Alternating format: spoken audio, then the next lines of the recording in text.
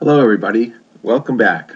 This is video number 2 of cost allocation, and let's go to our slideshow and we'll start right from the beginning. Okay, if you remember in our first video, we talked about cost pools, cost drivers, and the allocation process.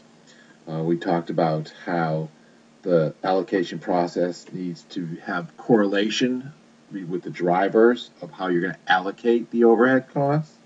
We talked about it being a fair method, and then whenever possible, it also having the ability, the manager of the department that is getting allocated the cost, if that manager can have some ability to limit the amount of overhead that's being applied. That would help reduce overall costs. So that was from the first video.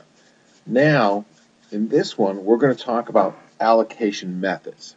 So let's go to the next slide. Okay, mechanically, cost allocation can be accomplished in a variety of ways. When we say mechanically, we really mean it's just the pure arithmetic of how it's done and the process that's done. Allocation really is not difficult. The difficulty comes in working with people after the allocation has been done. So we don't want to get too caught up in the methods, but we're going to go through the mechanics of doing the allocations. Regardless of the method, all overhead costs must ultimately be allocated to departments that create the need for such costs, which are the patient service departments in our case. So what we're talking about is whatever costs we have in the overhead departments, in the finance department, in the housekeeping department, in the admin department, all the costs in those departments needs to be allocated or out to the service departments so we can understand the true cost of those service departments, or at least get as close as we can to understanding the true cost of those services. There are several allocation methods. We're going to talk primarily about the first two, the direct method and the step-down method, and we'll go a little bit into the reciprocal method. In the direct method, the costs of each support department are allocated directly to and only to the patient service departments. So let me just say that again in another way. So the cost of the finance department, we would have to figure out what a cost driver would be, like maybe the number of visits there are, because in the finance department there are billers, let's say, and those billers' costs need to be allocated to the patient service departments. So all those costs would be, again, allocated to the patient service based on the number of encounters each of the service areas do. So we take our total costs divided by the total finance cost divided by the total encounters. We'd have a cost per encounter, and then we just number of encounters in each of those departments would be allocated. In the step-down method, some, but not all, of the intra-support department relationships are recognized. This method is more complex than direct method, but still it's very manageable. What we're talking about here is we know that, let's say we've got two overhead departments this time. One is the administration, and the other is the finance department. Now, and then we have direct service departments. We know that maybe finance department gets some benefit from the administration department. So in the step-down method, we would first allocate some of the administrative costs to the finance department, and then all the finance department costs would be allocated by whatever driver we use to the direct service departments. And don't worry if you don't understand that yet. We're going to get into that and show you an example of both of them. Now, the reciprocal method recognizes all the support departments' interrelationships, but it requires a system of simultaneous equations or a complex set of derivative calculations. Now, what all we're saying is that a lot of times we'll have several overhead departments that all share and give each other costs or benefits. So we have calculations that will automatically distribute those costs to all the different departments and to the service departments. It's like hitting your recalc key on your computer. Just keeps recalculating and calculating until it finds it down and goes to its lowest distribution, and then those costs are all distributed out. And so, which method is used most commonly in practice? Well, what do you think? Well, for the most part, the direct method is used in smaller places um, or less complex or sophisticated places. But I would tell you, like most hospitals use the step-down method because Medicare cost reports are based on the same thing. Okay, so this is just furthering a discussion of the three methods. And this diagram shows you how the costs are allocated. So this is to just help drive home the example one more time. So we have the supporting departments on the left and the patient service departments on the right. Under the direct method, we've got these three supporting departments: human resource, housekeeping, and administration.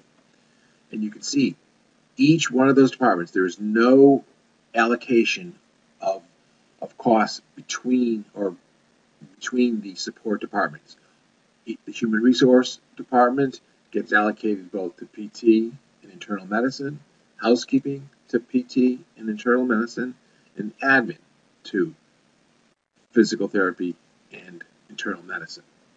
Now you could see that maybe housekeeping and admin get some services from human resource, and that maybe housekeeping has to go clean up after the human resource people and the admin people. And admin probably supports housekeeping and human resources. So you can see how maybe because each of these areas, each of these support departments might get allocated to the patient services based on different drivers. And if they don't have their full costs, they could be misallocation of overhead costs.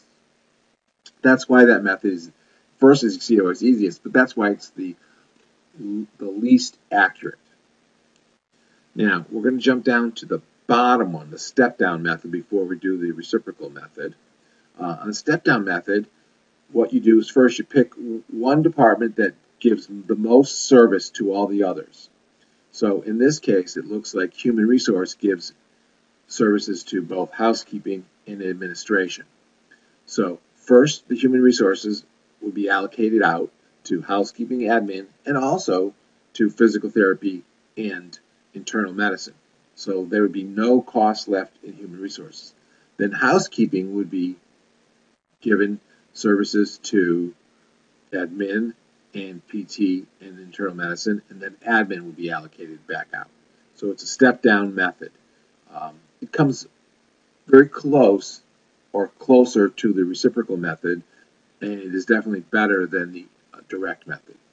Now the reciprocal method, you can see the arrows, the way the arrows are pointing, costs are transferring back and forth, up and down, and they keep doing that back and forth until all the costs have been recalculated and recalculated and recalculated, and all the costs have been distributed to, again, the physical therapy and the internal medicine.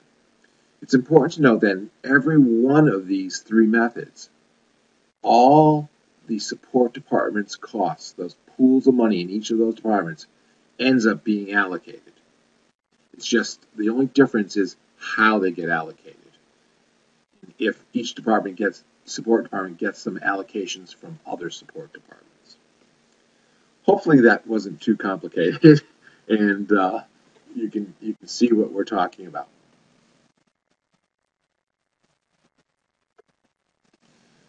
Now let's first consider the direct method as an illustration. Consider the direct cost allocation system used at Mercy Hospital. And this is not the Mercy Hospital in Springfield, this is just a Mercy Hospital. To simplify the illustration, we have reduced the number of departments to 4. We've got 2 support or overhead departments. And notice that I'm using the term to mean the same thing. Support department and overhead department can mean the same thing. And we've got the facility services and the general administration. Then we've got 2 patient service departments, routine care and critical care. So let's see how the direct method would be allocate these costs. Mercy uses the following cost drivers. Remember we talked about cost drivers? That's the way we're going to allocate the costs or divide it into units that are going to be given to the patient service departments. The cost drivers for the facility service cost pool is the amount of space used by each patient service department. So the amount of space used by critical care and routine care. The cost driver for general administration cost pool is the amount of revenue generated by each patient service department. Now, these drivers, remember we said they need to be fair. Well, there's to be a correlation of the cost. And I guess the space, facilities cost needs to be distributed. The amount of square feet that a department uses is probably got some correlation. In the general administrative side, allocating their costs based on revenue. Well, if there was a strong correlation of time spent by the administration department for the amount of generated revenue in each of these patient service departments, then you could say that would be a fair and a correlated way to develop a cost driver. But there's always a lot of different ways, and this is where the arguments always come into play on which way is better, which way is fairer, and which way is correlated stronger. So now that we know the departments and what the drivers are, let's move on.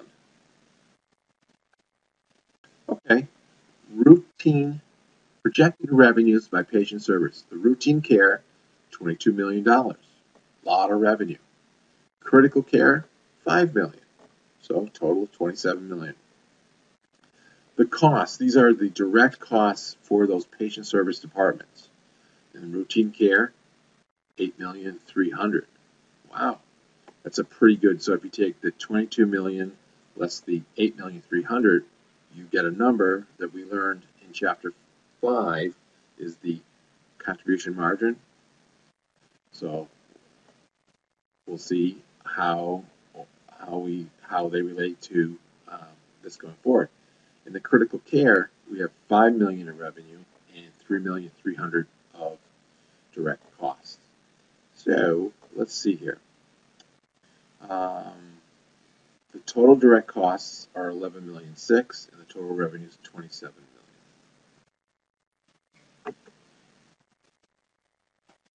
Okay, so now let's look at the support department's direct costs. So these are the facility service and the general admin. So the facility services has a total cost pool of money in that whole department of $8,600,000. The general administration area has a total cost of $5,250,000. So the total overhead cost that needs to be applied or allocated to the direct services is $13,850,000. And remember, all these costs need to be allocated. And this allocation method that we're talking about is just trying to figure out the best way to allocate these. So the total cost of both patient and support services, the $25,450,000. Remember, that's the $13,850,000 and the direct patient costs from the of $8,300,000 for routine care and $3,300,000 for direct care. So that's those are the $25,450,000 is the total cost. And there's an overall projected overall profit of $1,550,000, and that's pre-tax, let's say. Little note there on the bottom, the direct cost of the support department. So remember, the support department can have direct costs or indirect costs, but all those costs, those direct costs, will become overhead costs for the patient service departments as they're allocated, because they're not direct costs in the patient service area. They're only direct within the overhead department. Sounds confusing, but it's not. I think you guys got it.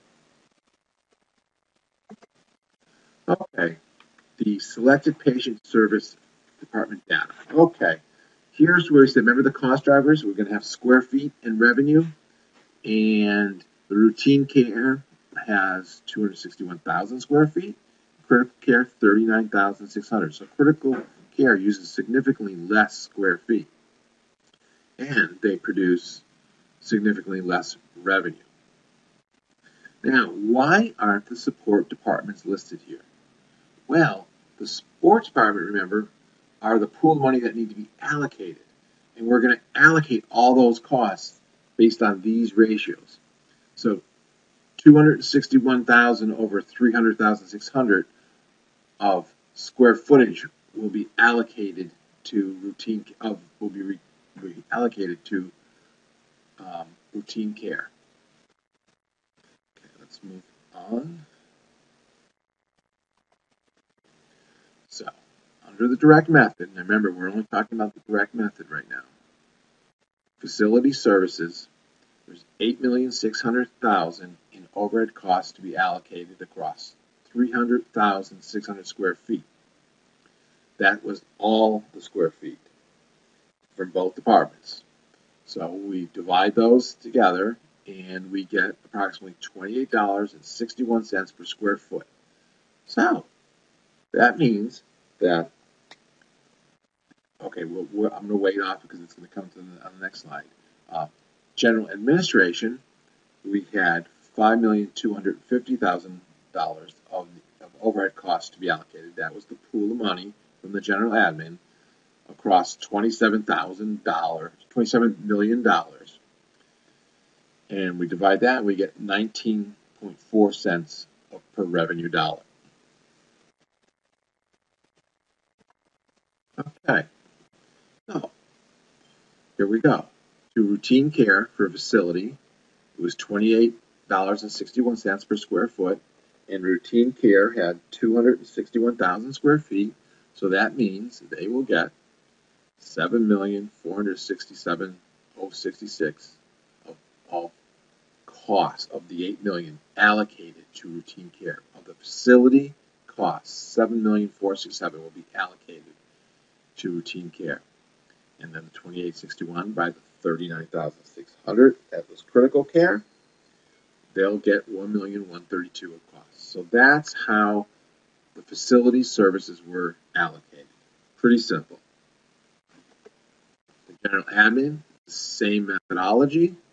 Routine care, the 19 cents per revenue dollar. And remember, routine care generated $22 million. That's their share, $4,277,000. And critical care, $972,222. Again, simple. So that's the cost being allocated. So now let's look at it in a P&L. Remember, P&L is profit and loss statement. Routine care. Revenue. There's a little on this slide that margin is supposed to be over a little bit. This right here is supposed to be right here, so don't get confused on that. This is not called the margin. These numbers here are called the margin. Okay, so routine care, $22 million, direct cost, $8,003,000, profit on direct costs, $13,007,000, 62.3%. That's very high, by the way. That's very high. You'd like to have a business that generated that much revenue based on just the direct costs. Now the indirect costs, the facility services, $7 million. That's what we allocated, and the general admin, $4 million. So giving us a profit with all the costs added in and all the costs allocated to routine care based on the drivers we selected. They have a profit of almost $2 million, or 8.8%. Not bad. Now the critical care department, let's look at that. Their revenue was $5 million, direct cost was $3.3 million, and look at their profit on direct costs, much lower margin, 34%. That's just the nature of what they do. And we can talk about some things later on when we're talking about if it was fair the way we allocated, but we'll skip that for now. Indirect costs that we allocated were for facilities, $1,000,001, and for general admin, $972. But wow, look at that. It means there was a loss. Critical care is a loss department. Now that may be good or bad, and we'll talk about that in a minute too. It's never good to lose money, but we'll see why maybe it wasn't allocated right. Or maybe it was. We'll see. Suppose you are the critical care department head at Mercy Hospital. Your bonus is dependent upon good financial performance. What would be your reaction to the allocation results? Say they always give you bonuses just based on your results before allocation. And now all of a sudden they're doing this allocation and they're saying, your department is losing money. How would you feel about that? Well, I would tell you I wouldn't feel happy because I was probably not going to get a bonus. I would probably say that there's something, my gut feeling would be, say, hey, there's something wrong with the allocation process. That would be one of my arguments. So I would ask the CFO to look at the allocation method and the drivers and see if it was fair. I would tell him that, based on space allocation, there's no way I can control that. That's the amount of space that I was given. I don't have any control over that. So maybe there should be another way we look at the facilities costs. I would also wonder if my service somehow they would not have the results they have in routine care unless I was there doing something. And if I could make that argument, it might be a good way for them to allocate less cost for my bonus purposes and price out my services a little differently. So, this actually ends video 2. There's a set of quizzes out there, self-test quiz number 2, to kind of make sure you understand this material. The next video is going to be on the step-down method and some activity-based costing, and then there'll probably be another quiz for you to self-test to look at for that. I hope you enjoyed this video, and I look forward to seeing you on video 3. Thank you.